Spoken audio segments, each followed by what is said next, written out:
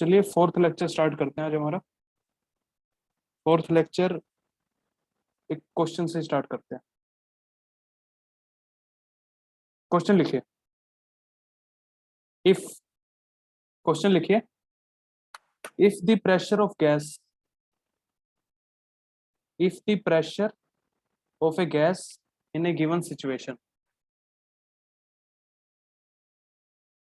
if the pressure of a gas in a given situation is given by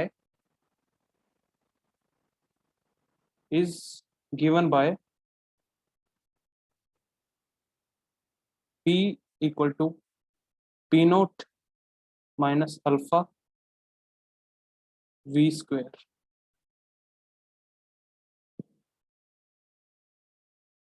alpha V square, okay, and the displacement of body, आगे लिखो, and the displacement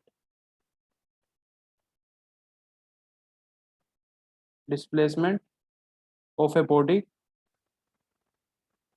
in a different situation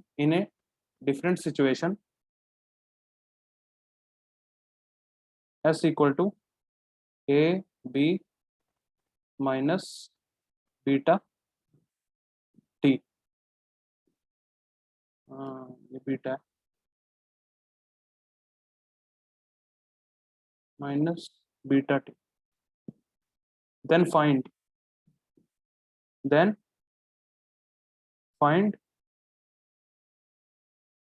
the dimensions of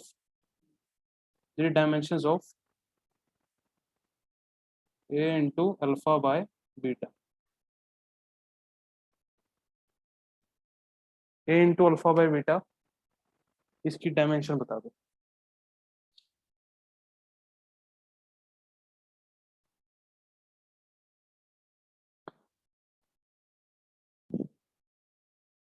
pressure की units कैसे निकाल सकते हो? Force by area करके। Hint है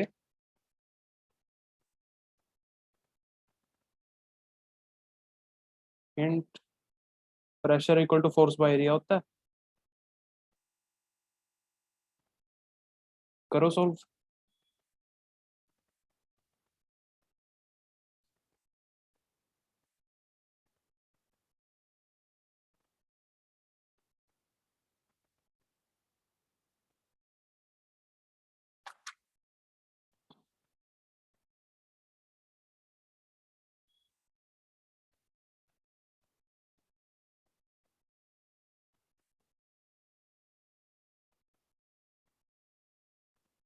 alpha निकल गया।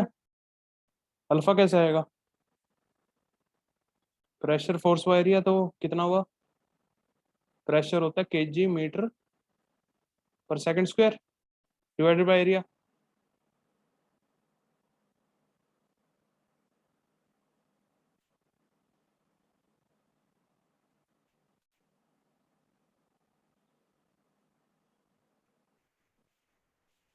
Pressure kg by metre second, kg by metre second square. Now अब पता है सिमिलर यूनिट्स ऐड होती हैं, ये पी नोट और अल्फा वी स्क्वायर की यूनिट सेम होंगी और एक किसके बराबर होंगे? पी के बराबर है, क्योंकि इक्वल टू के दोनों साइड एक यूनिट्स बैलेंस होती हैं। तो पी की unit same as P naught की unit same as alpha we square की यूनिट्स, यानी कि alpha we square is equal to k g by second square metre. V तो पता है हमें वॉल्यूम है, तो अल्फा क्या हुआ? K g by second square metre into metre cube, कितना हुआ ये? This implies alpha equal to k g by second square metre raise to power 4।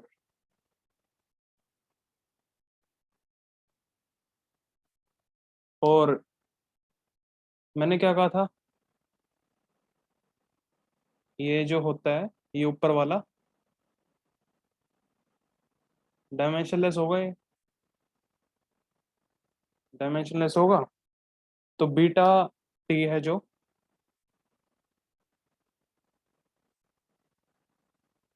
Beta T B की पावर में बीटा टी,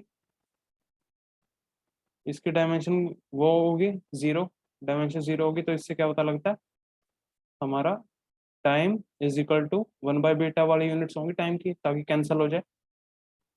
तो बीटा इक्वल टू 1/टी, this implies beta equal to 1/सेकेंड, beta की 1/सेकेंड।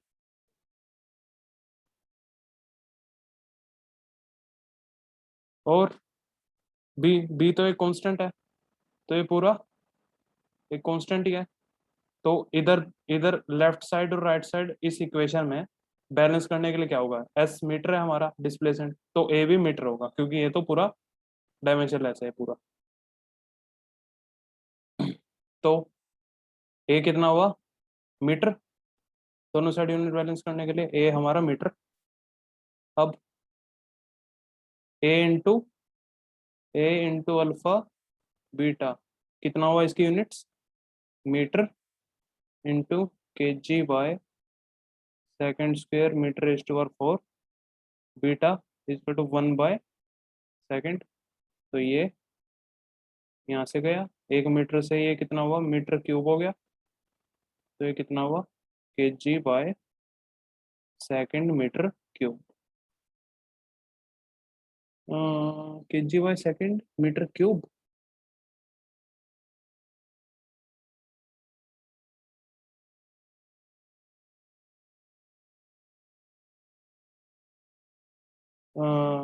यहाँ पर अल्फा वी स्क्वेयर है, हाँ हाँ हाँ हाँ हाँ। अल्फा वी स्क्वेयर है ना, मैंने अल्फा अल्फा वी स्क्वेयर था, यहाँ यहाँ थोड़ी गलती हुई है, अल्फा वी स्क्वेयर था। तो यहाँ पर वी स्क्वेयर, यहाँ मीटर रेज टू पावर 6 आएगा, ये मीटर रेज टू पावर 6, क्योंकि मैंने मीटर ले लिया था, सिंपल वी ले लिया था, यहाँ पर वी स्क्वेयर है, तो मीटर रेज टू पावर 6 आएगा, मीटर क्यूब का स्क्वायर। तो ये कितना हो जाएगा, ये पूरा ही यहाँ पर कितना हो जाएगा, 7 हो जाएगा। और तो ये कितना, ये थोड़ा दोबारा से लिखना पड़ेगा, ये मीटर रेज टू पावर 7 हो गया अल्फा। तो ए बीटा हमें 1/सेकेंड, ये ठीक है, ए बीट मीटर ठीक है, मीटर डिवाइडेड 1 से के जी वाई सेकेंड स्क्वायर, और ये मीटर रेज टू पावर 7, तो ये मीटर से मीटर जाएगा, तो ये मीटर रेज टू पावर 6 होएगा। तो ये हमारा कितना रह जाएगा, k g by second metre raise to power 6 है, 6।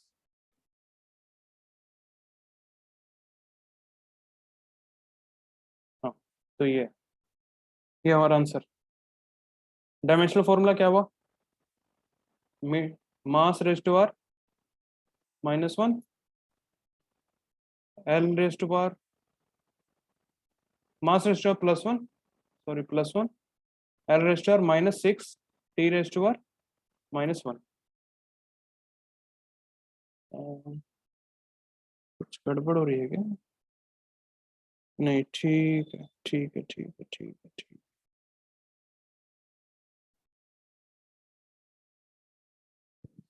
Next,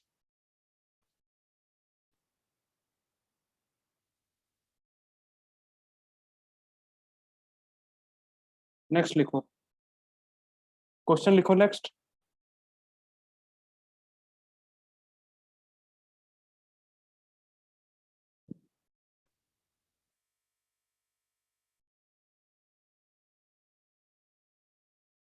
write the following quantities, write the write the following quantities in dimensional form, write the following quantities in dimensional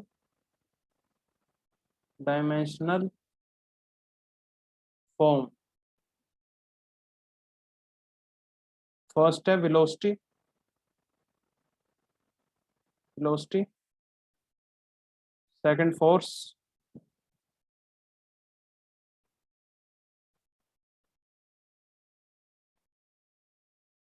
third है third है torque, fourth linear momentum, linear momentum, fifth है eta, sixth है acceleration 7th है, impulse 8th is angular momentum,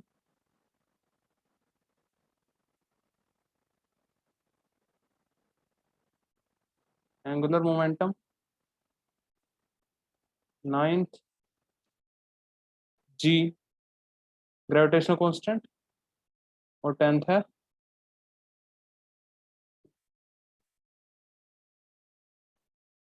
tenth को लिख लो Young's modulus, Young's modulus.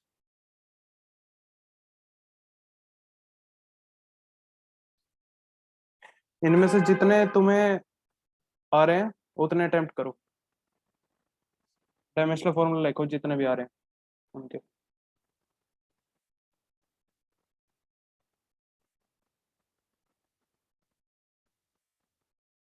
मैं formula जिनके required है उनके बता देता हूँ। टॉर्क होता है R cross F, linear momentum पता है मास इनटू वेलोसिटी होता है, ईटा इस फॉर्मूले से आएगा। ये फ्लूइड मैकेनिक्स कंसेप्ट होता है, विस्कोसिटी का कोफिशिएंट होता है ये। इसमें ये जो फोर्स होती है 6 pi R eta V, V velocity होती है, आर रेडियस होता है। एक्सेलरेशन पता है, इम्पल्स होती है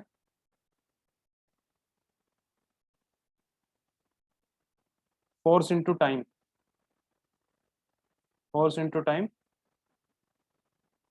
या चेंज इन मोमेंटम, दोनों बात बराबर है। DP by D T force होता है, तो डीपी बाई डी टी, ये तो खैर तुम्हें बाद में आएगा डिफरेंशिएशन में। Delta P by delta T होता है फोर्स, तो एफ इंटू टी कितने time, F into delta T ये इम्पल्स होती है। एंगुलर मोमेंटम का फॉर्मूला होता है angular momentum is equal to M into V cross are.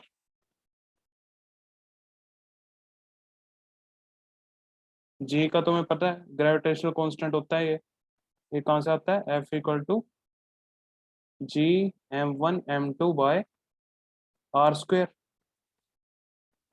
और यंग्स मॉडुलस होता है हमारा स्ट्रेस बाय स्ट्रेन, ये लास्ट क्लास में करवाया था मैंने, पहले क्लास में करवा चुका हूँ पहले। स्ट्रेस क्या होता है, फोर्स बाय एरिया, और ये स्ट्रेन क्या होता है, change in length upon original length. Attempt करो, जो रिक्वायर्ड थे मैंने बता दिए।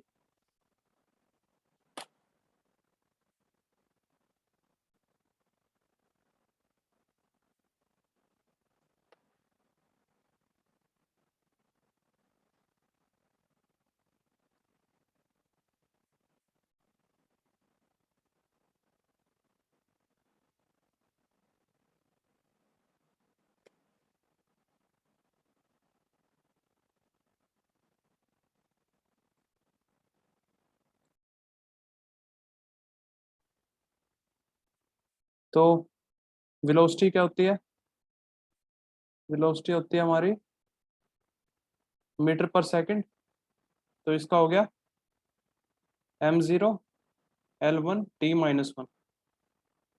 फोर्स क्या होती है, kg मीटर पर सेकंड स्क्वायर, तो इसका क्या हुआ m1 L1 sir T 1 minus. 1 minus 2।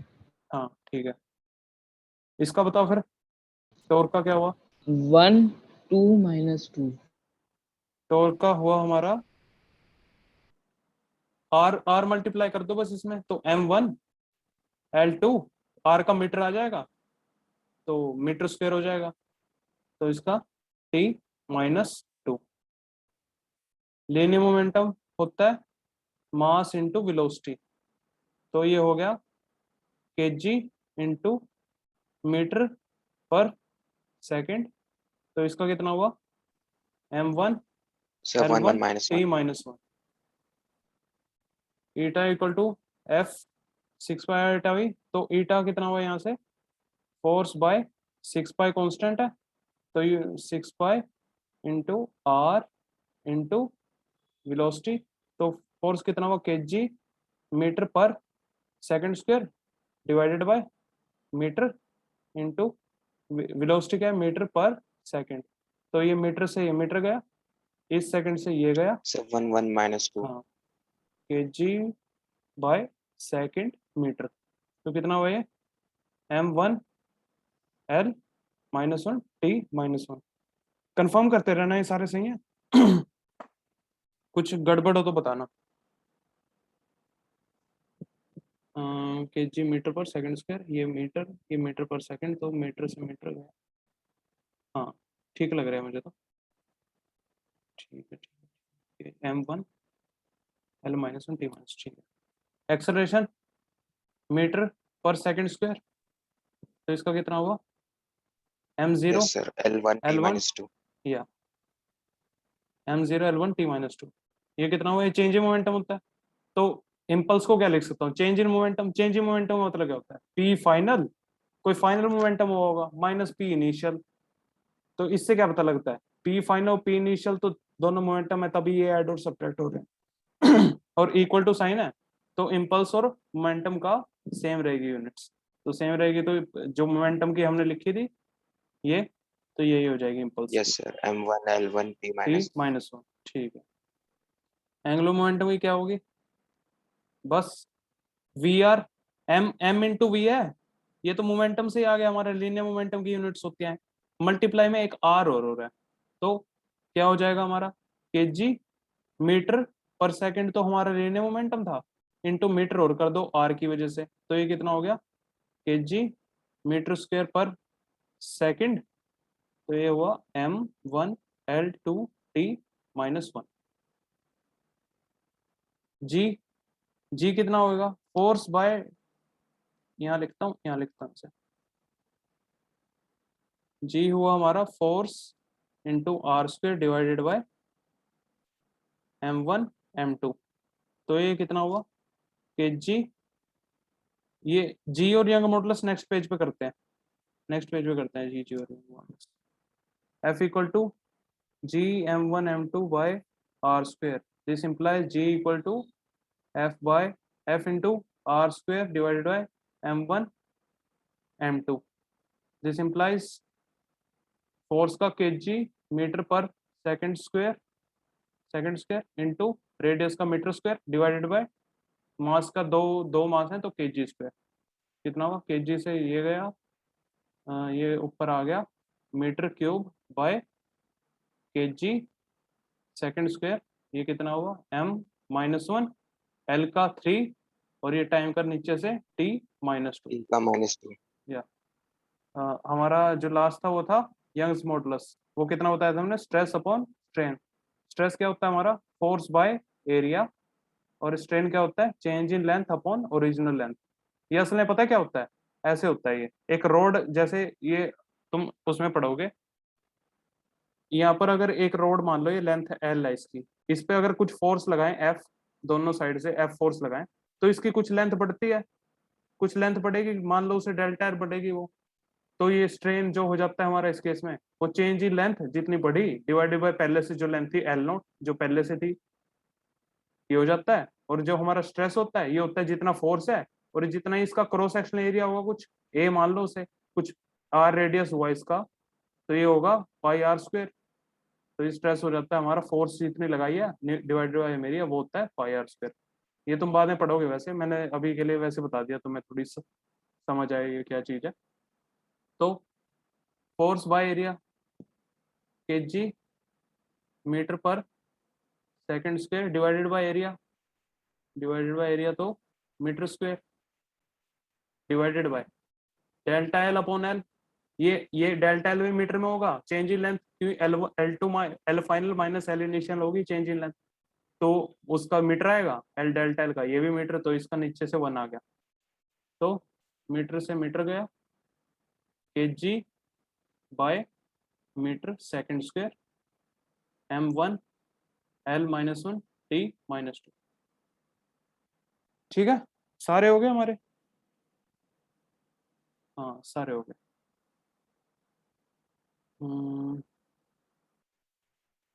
ठीक है, next question. Next question, in a physical situation, in a physical situation, in a physical situation, force equal to x by density, force equal to x by density, where x is unknown, w, yeah, x की वो बता दो मुझे, dimension बताओ, find dimension of x, dimensions,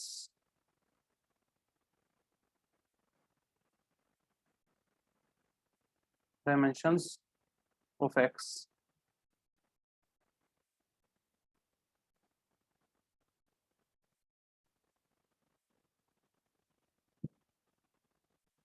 ये तो simple ही है, x होगा Yes, sir. force into density, M2 L2 हाँ L minus 2 S minus 2.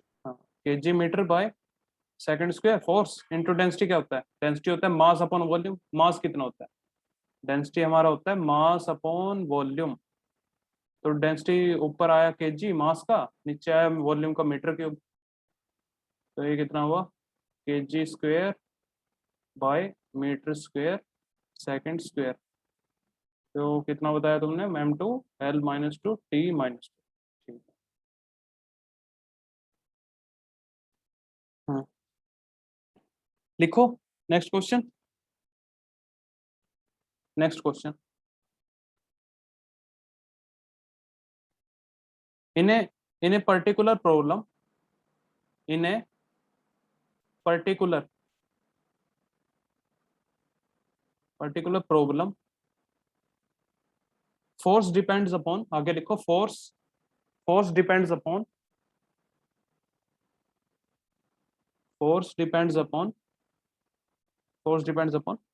mass, angular velocity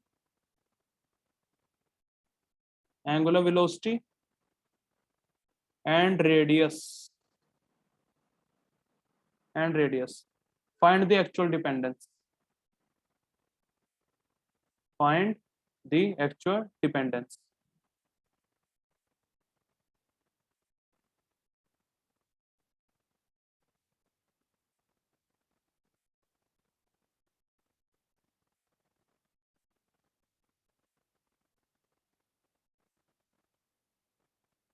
start तो हमारा वैसे ही करना है, डायरेक्टली प्रोपोर्शनल मानते हैं हम, ऐसे m raise to r a, Yes. Angular velocity को डिनोट कैसे करते हैं, ओमेगा से, ओमेगा होती है और इसका फॉर्मूला होता है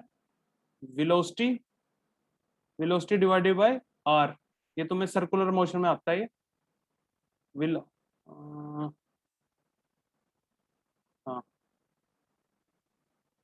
velocity divided by radius, basically ये होता है, ऐसे होता है ये, और कोई बॉडी है ओ सेंटर के अबाउट ऐसे मूव कर रही है, वेलोसिटी ऐसे, सर जैसे तुमने एक रस्सी पकड़ी, उसके किनारे पे स्टोन पकड़ के और घुमा दिया, और तुम्हारा हाथ है यहाँ पर है, हाथ से तुमने रस्सी पकड़ रखी है और ये स्टोन घूम रहा है, तो इसकी किसी पॉइंट वी वेलोसिटी होगी, और ये रेडियस इसका रस्सी की जो लेंथ है वो आर मान लो, तो हमारा ओमेगा बेसिकली होता है वेलोसिटी डिवाइडेड बाय रेडियस, ये होता है।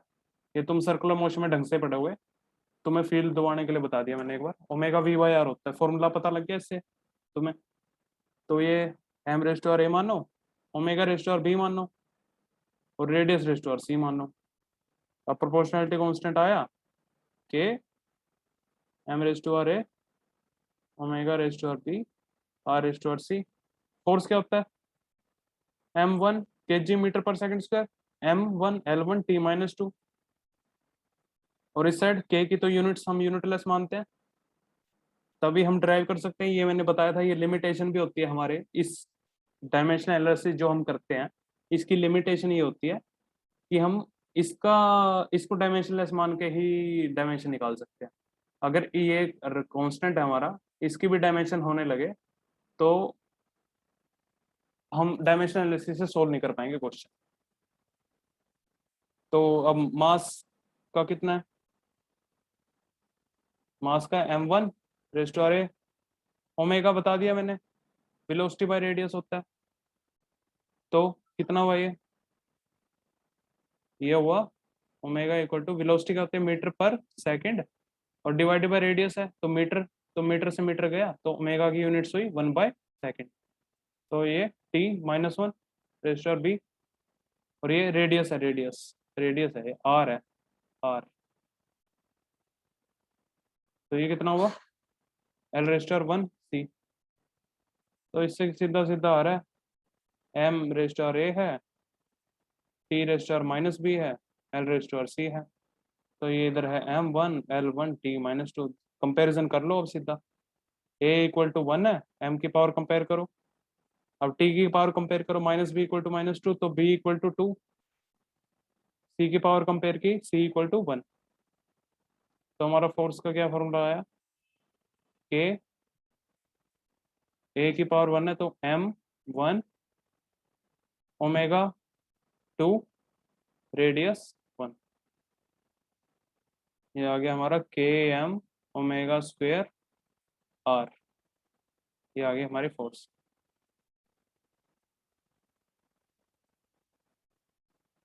तो इससे क्या पता लगा हमें, जब भी फोर्स कहीं तुम्हें फंक्शन दिखेगा ना, कभी मास का, ओमेगा का और रेडियस का, तो इस तरह की डिपेंडेंसी होगी और के की वैल्यू कुछ भी हो सकती है, वो सिचुएशन बताएगी क्या होगा। जैसे अगर हम इस सर्कुलर मोशन की बात करें, इस केस में एक अंदर की तरफ फोर्स लग रहा होता है, तुम्हें ढंग से सर्कुलर मोशन में आएगा, अंदर की तरफ फोर्स लग रहा होता है जो उसे मूव कराता है, उसे सेंट्रीपिटल फोर्स बोलते हैं। बस अभी मैं तुम्हें फील दिवाने के लिए बता रहा हूँ, मैं ये मत सोचना कि हमें आता है या नहीं आता है, ये अभी बस वैसे बता रहा हूँ। सेंट्रीपिटल फोर्स होते हैं, इसका फॉर्मूला वैसे होता है m ओमेगा स्क्वायर r होता है। तो इस केस में क्या होगा, k इक्वल टू 1 होता है हमारा, k इक्वल टू 1 के ही केस मिलेंगे हमें सर्कुलर मोशन में, हमेशा ये होगा k इक्वल टू 1 ही होता है। तो इससे पता लग गया। चलो next question, next question.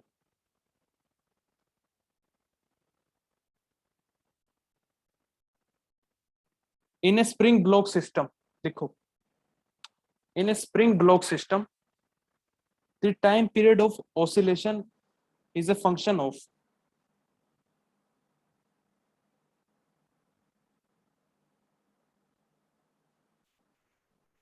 in a spring block system the time period of oscillation is a function of its mass and spring constant। function of किसका फंक्शन है, मास, स्प्रिंग कांस्टेंट,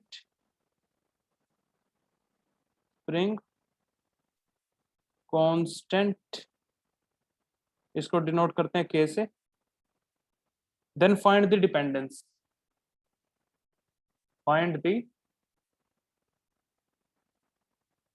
डिपेंडेंस। दोबारा सुन लो, in a spring block system the time period of oscillation is a function of its, time period of oscillation is a function of its mass, spring constant, find the dependence.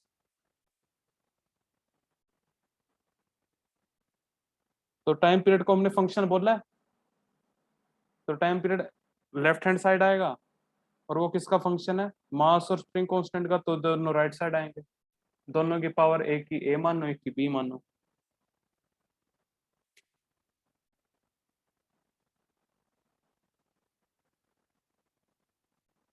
ऐसे होगा मास rays to R A, K raise to R B. इसे छोटा के मान देता हूँ मैं, क्योंकि वो इससे कंफ्यूजन मत होना कि ये वो है हमारा, इसे छोटा स्प्रिंग कांस्टेंट, ये जो यहाँ वाला कांस्टेंट है उससे अलग है, K M raise to R A, K raise to power B.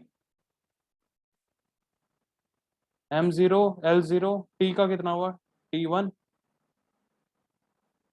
और ये कितना हुआ मास का m1 m1 raise to R ए यानी कि m रेज टू आर ए, और k का कैसे पता करोगे? k का एक फॉर्मूला याद रखो कि F इक्वल टू के एक्स होता है एक फॉर्मूला। ये स्प्रिंग के केस में यूज होता है जब हमारा स्प्रिंग ब्लॉक सिस्टम कुछ ऐसा होता है, ऐसे स्प्रिंग लगा होता है, यहाँ मास लगा होता है ऐसे, और ये स्प्रिंग को अगर ऐसे इस साइड एक्स डिस्प्लेसमेंट दे दोगे, ये के स्प्रिंग कांस्टेंट होता है, स्प्रिंग की प्रॉपर्टी होती है ये अंदर, जैसे एक डेंसिटी प्रॉपर्टी होती है ना एक बॉडी की, ये एक तरह से स्प्रिंग की प्रॉपर्टी है के। किसी मटेरियल की डेंसिटी जैसे कुछ प्रॉपर्टी होती है उस मटेरियल की, तो ये इसके स्प्रिंग की प्रॉपर्टी होती है कि स्प्रिंग कितनी आसानी से खींच जाएगा। तो ये मास एम होता है, एक्स डिस्प्लेसमेंट मान देते हैं, तो अंदर की साइड एक फोर्स लगता है, उसका फॉर्मूला होता है के एक्स। ये तुम सिंपल हार्मोनिक मोशन में पढ़ोगे। तो मैंने अभी के की यूनिट्स निकालने के लिए तुम्हें ये फॉर्मूला बता दिया। तो के यहाँ से क्या आ जाएगा, फोर्स बाय एक्स। फोर्स कितना होता है, के जी मीटर स्क्वायर पर second square, divided bye x क्या डिस्प्लेसमेंट होती है, मीटर, मीटर से मीटर गया, तो के की कितनी आई, के g bye metre second square. ठीक है, तो ये तो एम हो गया 1, और ये कितना हुआ, इसकी तो के की यूनिट्स क्या है, डायमेंशन क्या आया, m1 l1 t माइनस 2। ठीक है, wait wait wait wait wait, oh sorry sorry, force को केजी मीटर स्क्वायर लिख दिया, ये एनर्जी होती है, फोर्स तो सिर्फ मीटर होता है, मीटर होता है सिर्फ। ये एनर्जी लिख दिया था, हाँ एक ही मीटर होता है फोर्स में, केजी मीटर पर सेकंड, तो मीटर से मीटर गया, तो ये भी कुछ नहीं है, यहाँ कुछ नहीं है, ये भी कुछ नहीं है, हाँ नहीं, ये मीटर कुछ नहीं है, तो ये कितना होगा m1 और t माइनस 2। ठीक है, तो m1 raise to R A B M B, T raise to R minus 2 का माइनस 2 बी, तो m raise to R A plus B, L raise to R 0 और T raise to R minus 2 B, दोनों side equate करो, इसे और इसे equate कर दो, A plus B equal to 0 और minus 2 B equal to 1, B equal to -1/2, और इसे यहाँ पुट किया तो ए इक्वल टू माइनस बी यानी कि +1/2। तो इससे क्या पता लगा, टाइम पीरियड कैसे आ गया, ए 1/2 है, बी क्या है -1/2 है, तो टाइम पीरियड कितना हुआ हमारा, K times m raise to R 1/2 और डिवाइडेड बाय बी -1/2 है, तो बी के रेज टू आर -1/2, तो ये कितना हो गया, के √m/k। क्लियर है, इससे क्या पता लगा हमें कि जब भी मास होगा और स्प्रिंग कांस्टेंट होगा, तो टाइम टाइम का फंक्शन हमेशा इस तरीके से बनेगा, इस तरीके का। और तुम आगे जाके सिंपल हार्मोनिक मोशन है, SHM जो चैप्टर आएगा उसमें जाके तुम पढ़ोगे कि हमारा टाइम पीरियड जो स्प्रिंग ब्लॉक सिस्टम का होता है, ये स्प्रिंग लगा हुआ है, ये ब्लॉक लगा हुआ है एक मास m का, इसका टाइम पीरियड जो होता है वो ऐसा होता है 2π√m/k। तो आगे जाके पढ़ोगे टाइम पीरियड इस तरह का फंक्शन आएगा इसका, तो इस केस में k इक्वल टू 2π हो जाएगा।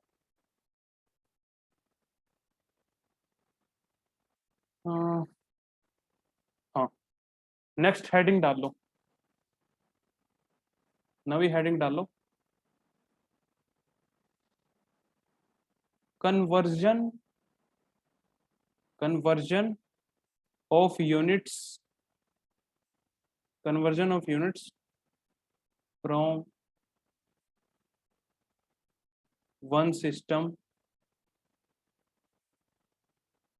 to another।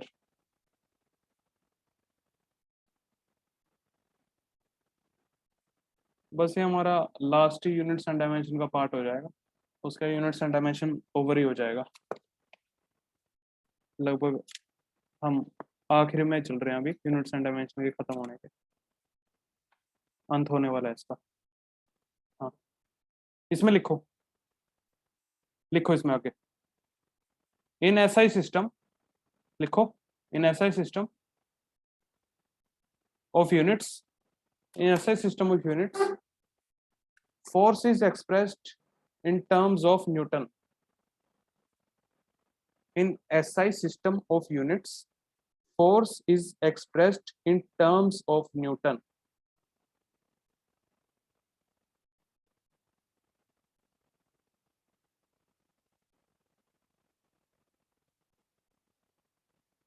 One newton equal to 1 kg metre पर सेकंड स्क्वायर। आगे लिखो नेक्स्ट लाइन, however आगे लिखो in CGS system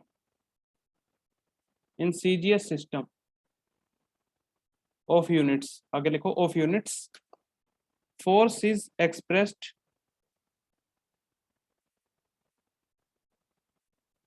units, force is expressed in terms of dynes। तो इस लाइन में मैंने कहा सीजीएस सिस्टम में फोर्स को डाइन्स में रिप्रेजेंट करते हैं।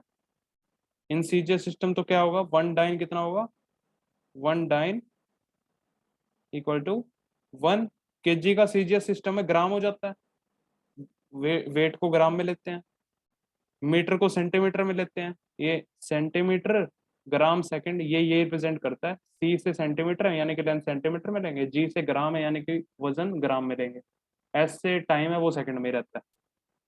तो ये होता है 1g centimetre by second square. ये वन डाइन होता है सीजीएस सिस्टम, फोर्स की यूनिट्स ये होती है। आगे लिखो therefore to convert dyne into Newton, आगे लिखो to convert dyne into newton और vice versa,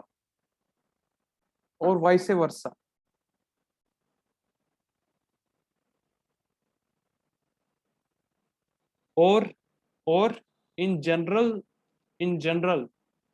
when we have to convert one system of units into another we use the following method, तो क्या मेथड होता है, वो मेथड ये होता है, let us assume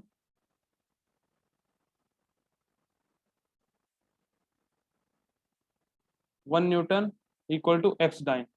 one newton को कुछ एक्स डाइन मान लेते हैं, हमें नहीं पता क्या है एक्स की वैल्यू निकाल लेंगे हम बात। One newton equal to X dyne assume कर लिया हमने, तो वन न्यूटन को यूनिट्स में लिख दो, उसमें कितने में होती है 1 kg metre square metre kg metre पर सेकंड स्क्वायर। ये कितने डाइन के बराबर होगी, एक्स डाइन, तो डाइन की यूनिट लिख दो यहाँ, gram centimetre per second square. ठीक है, तो अब this implies x equal to 1 kg by 1 kg metre पर second square divided by gram, ये नीचे भेज दिया मैंने, gram centimetre by second square. Second square से सेकंड स्क्वायर गया, केजी और मीटर को उसमें कन्वर्ट करो, this implies x equal to kg को ग्राम में कन्वर्ट करो, कैंसिल करवाने हैं हमें ग्राम, 1000 ग्राम्स, मीटर को सेंटीमीटर में 100 सेंटीमीटर, 100 सेंटीमीटर, मीटर को सेंटीमीटर में लिखा, नीचे ग्राम और सेंटीमीटर है, तो सेंटीमीटर सेंटीमीटर, ग्राम से ग्राम, तो this implies x equal to 10⁵ इससे क्या पता लगा हमें, इससे पता लगा हमें 1 newton equal to 10⁵ dyne, this implies 1 dyne equal to 10⁻⁻5 newtons. ठीक है,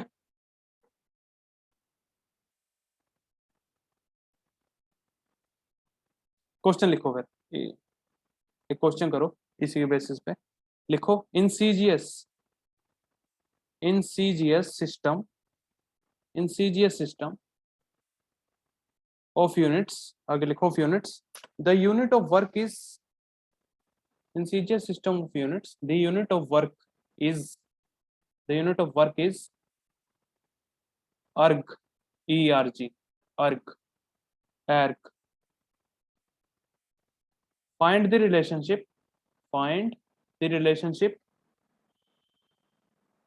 between joule and erg.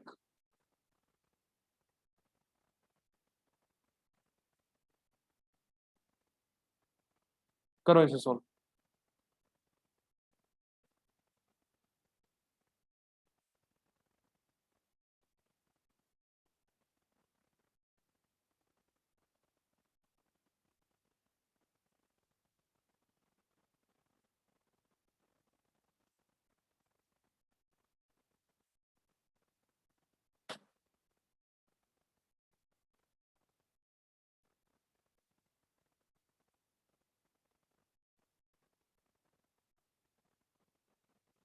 तो 1 जूल कितना होता है?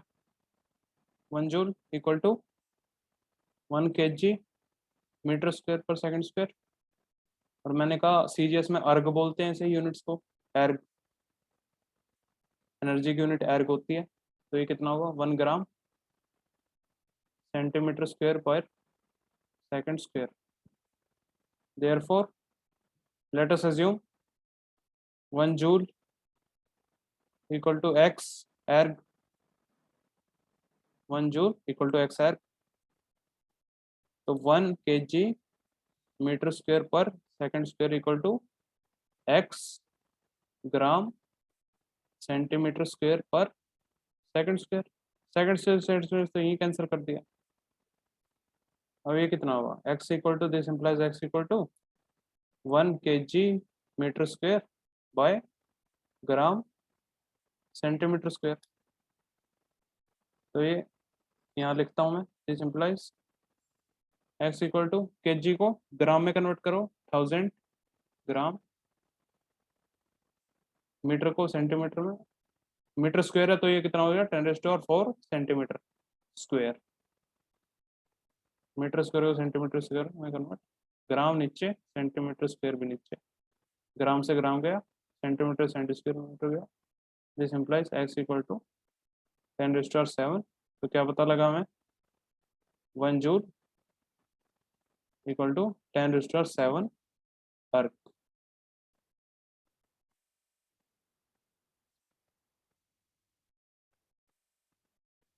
Next question,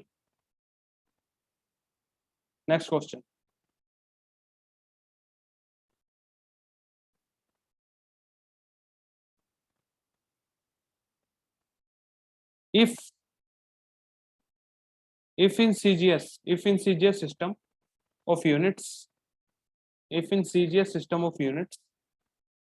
eta is expressed in terms of, क्या लें? किसी का नाम ले लेते हैं तुम में से। in terms of, let's say Aarush.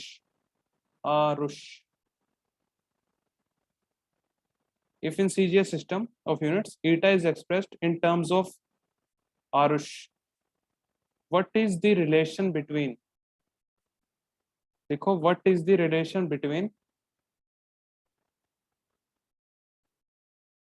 Arush and poise,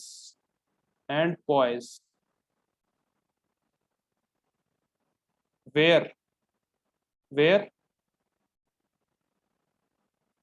poise is the SI units of eta। ठीक है? क्वेश्चन क्या कह रहा है? जैसे पिछले क्वेश्चंस में एसआई यूनिट सिस्टम में एनर्जी की यूनिट जूल थी, फोर्स की न्यूटन थी, तो एसआई सिस्टम में हमारा जो ईटा होता है F equal to 6 pi R eta V वाला,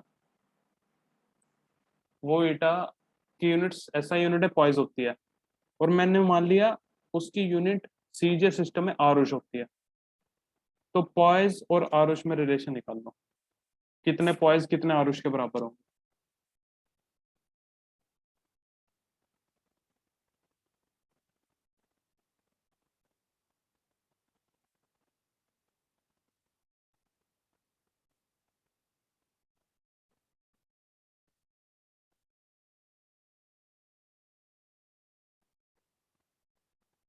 तो ईटा की यूनिट्स ये होती है, अभी पीछे यूनिट्स लिखवाई थी मैंने, तो वहां से क्या आई थी, वन, वन पॉइज कितना होता है, 1 kg बाय मीटर सेकंड,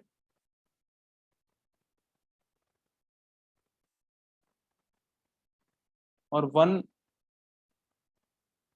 आरुष कितना है, सीजे सिस्टम में 1 ग्राम बाय सेंटीमीटर सेकंड। तो लेट 1 पॉइज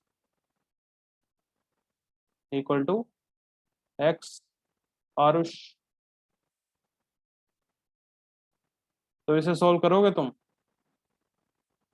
इसे सॉल्व करो, x कितना आया, पॉइज kg बाय मीटर सेकंड, और ये उस साइड क्या हुआ, gram by centimetre second, second से सेकंड काट दो, केजी को ग्राम में कन्वर्ट करो, 1000 ग्राम बाय 100 सेंटीमीटर, और ये क्या, नीचे ग्राम बाय सेंटीमीटर, ग्राम से ग्राम गया, सेंटीमीटर सेंटीमीटर गया, 100 से ये 2 जीरो गए, ये आ गया 10। तो इससे क्या होता रहेगा, 1 पॉइज इक्वल टू 10 आरुष। ठीक है, 1 पॉइज इक्वल टू 10 आरुष।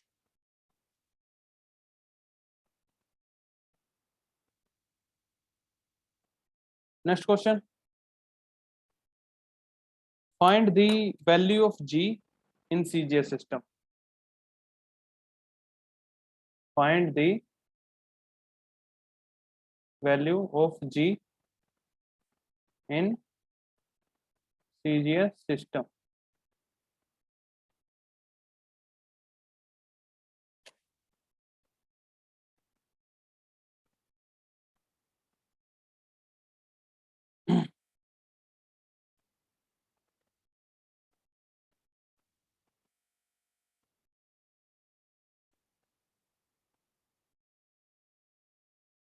ये ग्रेविटेशनल कांस्टेंट है, F equal to G m1 m2 by R square वाला, ये जो F equal to G m1 m2 by R square वाला फॉर्मूला होता है, ये वो वाला जी है। सीजीएस में इसका निकाल लो कितना होगा।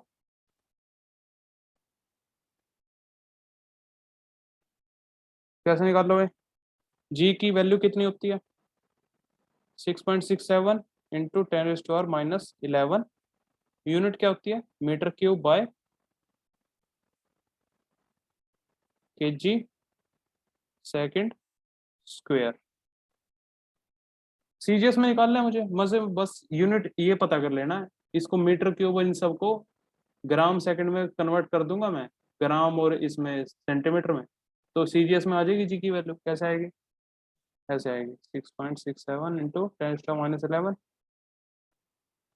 मीटर कितना हुआ 100 सेंटीमीटर क्यूब, और नीचे क्या हुआ 1000 ग्राम, और ये हुआ सेकंड स्क्वायर, तो कितना हुआ 6.67 इंटू 10⁻11, ऊपर क्या हुआ 100⁻³ यानी कि 10⁻6 सेंटीमीटर क्यूब, ये हुआ 1000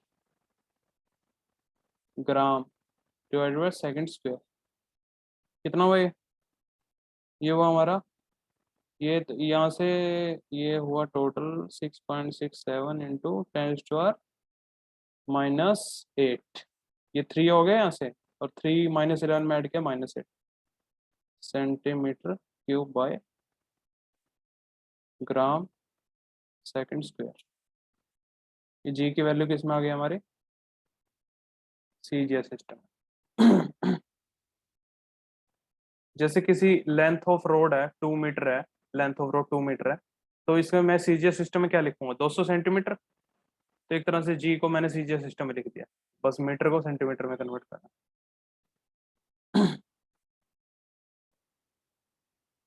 क्वेश्चन लिखो एक और।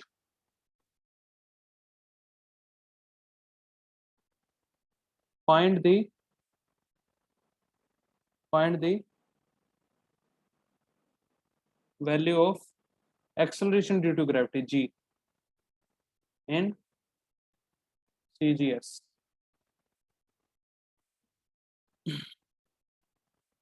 एक्सेलरेशन ड्यू टू ग्रेविटी है।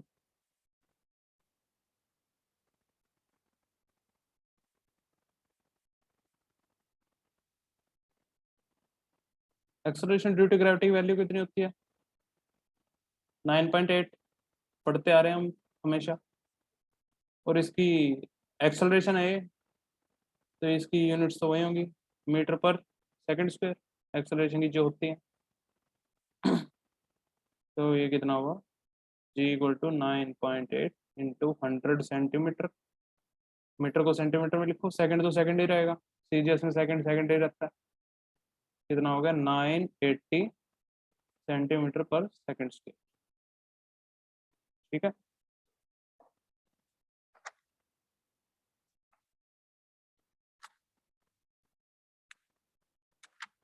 लिखो क्वेश्चन है एक, थोड़ा सा अच्छा क्वेश्चन है ये, थोड़ा सा अच्छे लेवल का क्वेश्चन, बढ़िया क्वेश्चन है। इन ए न्यू सिस्टम, लिखो in a new system of units, in new system of units let the unit of mass be, let unit of mass be 2 kg,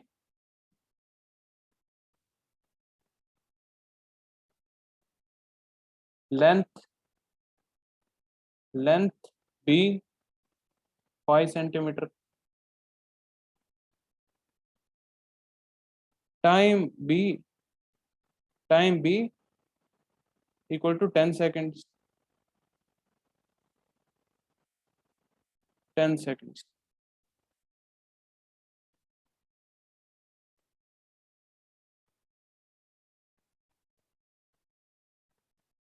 time कितना बताया मैंने 10 seconds। then 5 Newton force will be equivalent to, लिखो then 5 Newton force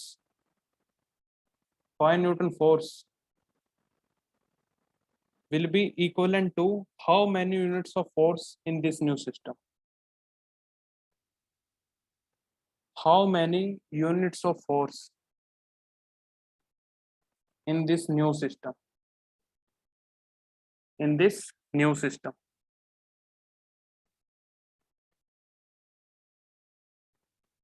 ठीक है, तो कैसे करेंगे इसे?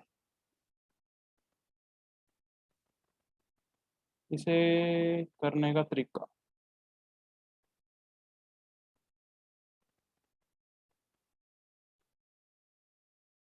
तो लिखो सॉल्यूशन में लिखो थोड़ा, एक बार टेक्निक पता लग जाए फिर तो और क्वेश्चन ऐसे कर ही लोगे तुम।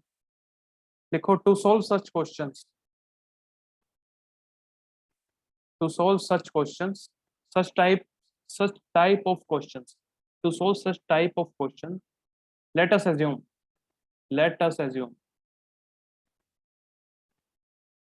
given units of mass comma length and time, given units of mass comma length and time are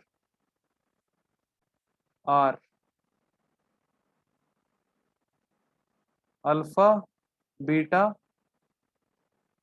and gamma, then in this system of units, लिखो आगे, then in this system of units the unit of force will be the unit of force will be the unit of force will be alpha beta by gamma square, alpha beta by gamma square. So therefore 2 kg कितना है, alpha है,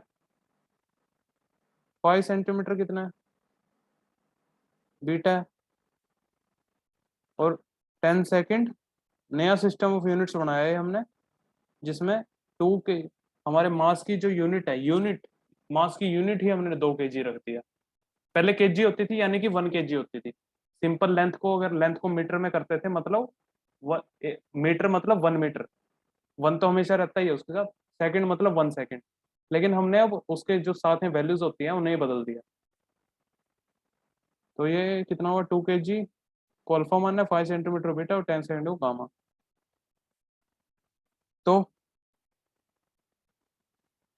तो अब उसी page पर करता हूँ। 1 newton equal to 1 kg metre पर सेकंड स्क्वायर। तो 1 यूनिट कितनी हुई, 1 यूनिट कितनी हुई नए सिस्टम में, 1 यूनिट कितनी हुई, alpha beta by gamma square. तो ये कितनी वैल्यू कितनी हुई इसकी, 1 इंटू 2 kg, वैल्यू पुट कर दो 5 सेंटीमीटर डिवाइडेड बाय 10 सेकंड का स्क्वायर, गामा स्क्वायर है। तो ये कितना हुआ, ये equal to 2 kg into 5 into 10⁻² metre divided by 100 second square. तो ये कितना हुआ, 10⁻, 5 2 ज़ 10, 10 इंटू 10⁻², 10⁻1 डिवाइडेड बाय 100। अरे केजी मीटर और सेकंड को इकट्ठा करो, kg metre by second square को इकट्ठा किया, तो ये हमारी, इसे यहाँ ले जाओ, कितना हुआ ये कितना हुआ, हाँ 1/1000 न्यूटन। तो ये 1 यूनिट को ड्राइव करते हुए आए थे हम यहाँ तक, यहाँ से यहाँ, यहाँ से यहाँ, तो ये 1 यूनिट किसके बराबर आई है फाइनली, 1/1000 न्यूटन। तो इसे लिखते हैं, देयरफॉर नए सिस्टम में, जो हमारा नया सिस्टम हमने डिफाइन किया है, उसमें 1 यूनिट जो होगी वो 1/1000 न्यूटन के बराबर होगी। देयरफॉर 1 न्यूटन कितना हुआ, 1000 unit of our new system, 1000 units of our new system. Therefore 5 newton कितना हुआ, 5000 यूनिट्स।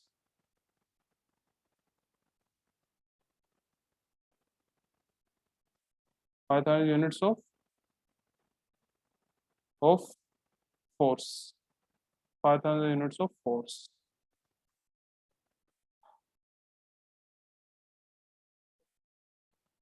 ये क्वेश्चन था हमारा, 5 newton force will be equivalent to how many units of force. तो 5 newton will be 5000 units of force.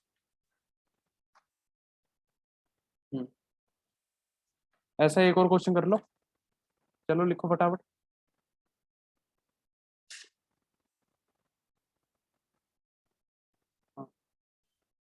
If in a new system, if, फटाफट करते हैं इसे, if in a new system, if in a new system of units, length क्या आपकी बार, length को लिख रहा हूँ 5 मीटर, नया सिस्टम में ये डिफाइन है, तो ये अल्फा हुआ। मास क्या है, मास है 2 kg से डिफाइंड है नए सिस्टम में, तो ये बीटा मान लो इसे। और टाइम क्या है, 5 सेकंड से डिफाइंड है, तो ये गामा। देन क्वेश्चन है, then 10 joules, then 10 joules of work will be dash units of work in this new system. 10 joules of work will be dash units of work in this new system. तो हमें समझ तो आ गया। और थोड़ा accelerated वे में करेंगे इसे, कैसे करना है ये तो कॉन्सेप्ट तो पता लग गया हमें।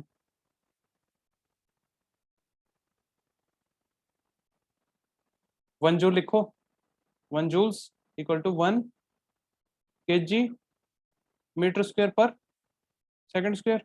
और ये हमारे नए सिस्टम 1 यूनिट ऑफ वर्क कितना है, अब यूनिट्स चेंज करते हैं हमने, कितना हुआ 1 beta alpha square by gamma square. ठीक है, तो ये कितना हुआ इक्वल टू, पुट करो, बीटा की कितनी है 2 kg, अल्फा कितना है, अल्फा है हमारा 5 मीटर, 5 मीटर का स्क्वायर, गामा कितना है 5 सेकेंड, 5 सेकेंड का स्क्वायर। तो 5 स्क्वायर यहाँ से, 5 स्क्वायर यहाँ से, 5 से 5 गया, और ये कितना बच गया फिर 2 kg मीटर स्क्वायर पर सेकंड स्क्वायर। 5 स्क्वायर यहाँ से बाहर निकाल लोगे 25 होगा, यहाँ से 5 स्क्वायर बाहर निकल रहा है 25, और 25 मैंने कैंसिल कर दिया, ये दिखा दिया उसे कैंसिल करके। तो ये बचा गया अंदर मीटर स्क्वायर सेकंड स्क्वायर, उसे ऐसे लिखा। तो इससे क्या पता लगा 1 यूनिट इक्वल टू 2 kg पर सेकंड, तो ये कितना होगा 2 joules। दिस इंप्लाइज 1 यूनिट, तो 1 joule equal to 1/2 units, 1/2 units. तो 10 जूल मैंने कहा, अच्छा 10 joule, this implies 10 joule equal to 10 into 1/2 5 unit, 5 units. ठीक है, let's end this class here, thank you.